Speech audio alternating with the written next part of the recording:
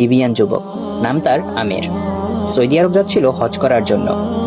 যেই মাত্র সে এয়ারপোর্টে পৌঁছালো, তার নাম নিয়ে নিরাপত্তা সংক্রান্ত একটি সমস্যা দেখা দিল।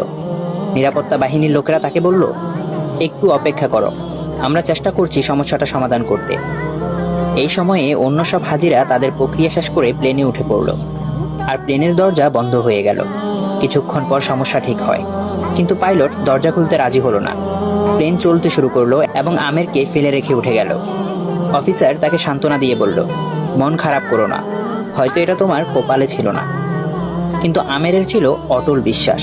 সে উত্তর দিল, আমার নিয়ত হজের, ইনশাআল্লাহ আমি হজে যাবই। হঠাৎ খবর এলো, প্লেনটিতে যান্ত্রিক সমস্যা হয়েছে এবং তা ফিরে আসছে।